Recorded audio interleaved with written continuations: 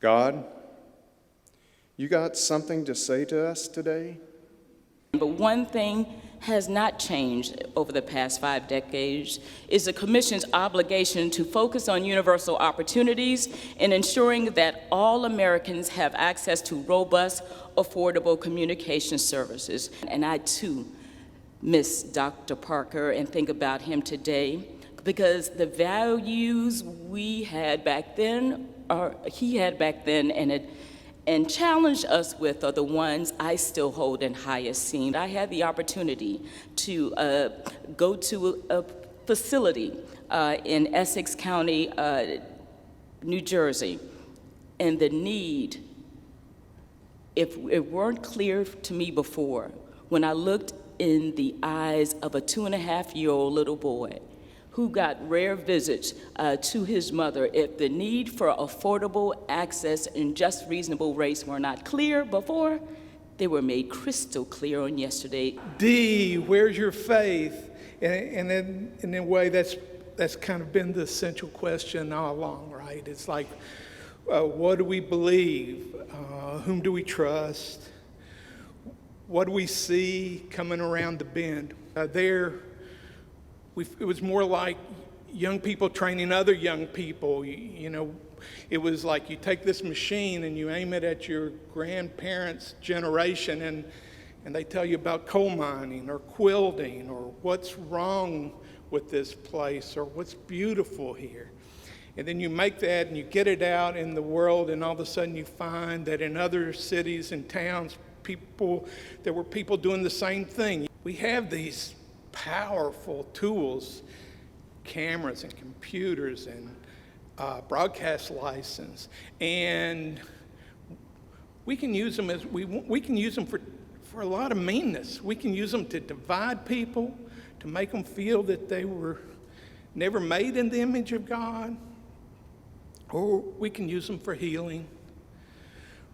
We can use them to pull people together. We can help give people faith in what we might find when we get around the bend.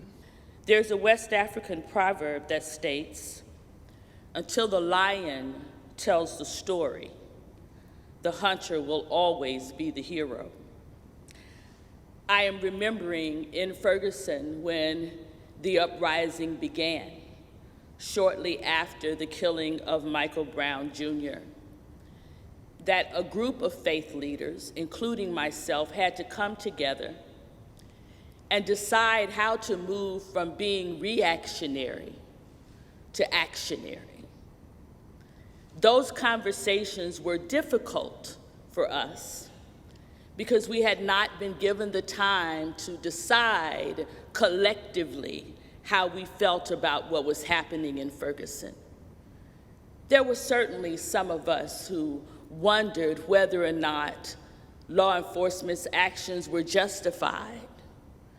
There were those of us who were wrestling with the very clear message that we had been disconnected from many of the young people in our communities, and therefore had lost the moral authority, in their opinion, to come out and lead anything. There were others of us who were sick and tired of being sick and tired and had been following not just the killing of Michael Brown, but were acutely aware that Michael Brown's death represented the 189th killing in St. Louis that year alone.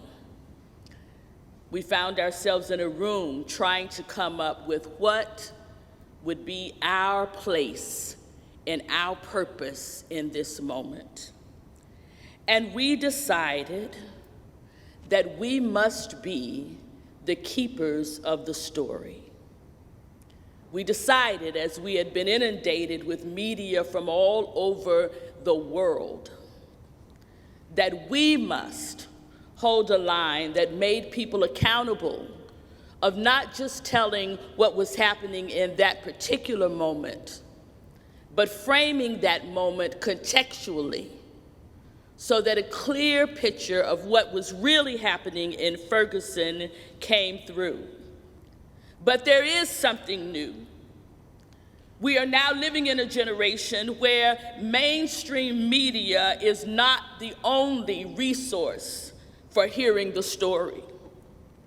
And access to alternative modes of storytelling, like live streaming, social media, activist reporting, is making it difficult for the narrative to remain how we want it to be told.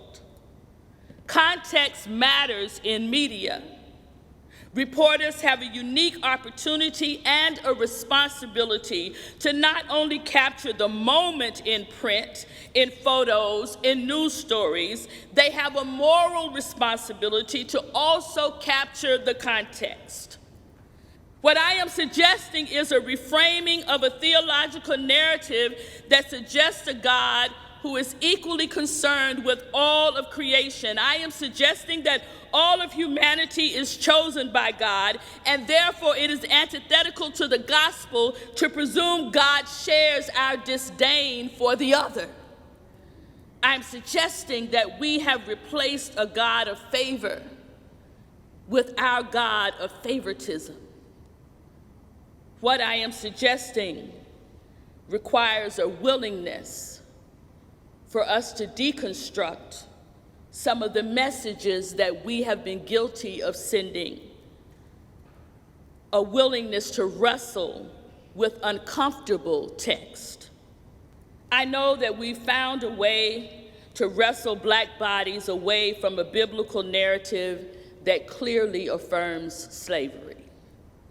I know that we have found a way to wrestle women's bodies and voices away from a biblical narrative that would have us be silent in the church.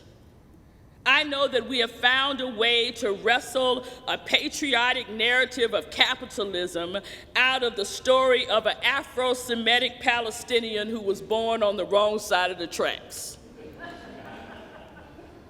We are experts at extrapolating stories that soothe us. But God has not called us to be comforted, but rather to comfort the afflicted. As people of faith, we must find a way to wrestle with our sacred texts until we can see God in the face of everyone. So easy for me to call in this political season the candidate that I do not support names that remove humanity. But when we do that, when we use our power and our connections and our storytelling to do to others what we claim to be against being done to us, then we are no better and we are no more righteous. It is too easy to look outside of ourselves for the answers that lie within. I began by telling you that the West African proverb says, "Until the lion tells the story, the hunter is always the hero." Let me end with a caution. Within us all lies both the lion and the hunter. We, those who have been called to be the storytellers, whether that's as a minister from a pulpit or as a part of media with your cameras and with your access to public communication, or whether that's a movement maker with access to an iPhone and underground channels, it is important that we remember that until the lions of this day are heard, the story really has not been told. What say you, my friends?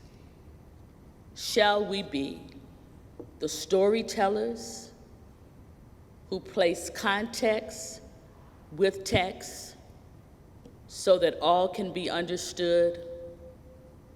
Or will we relish in the glory of the hunter while the lion continues to be villainized?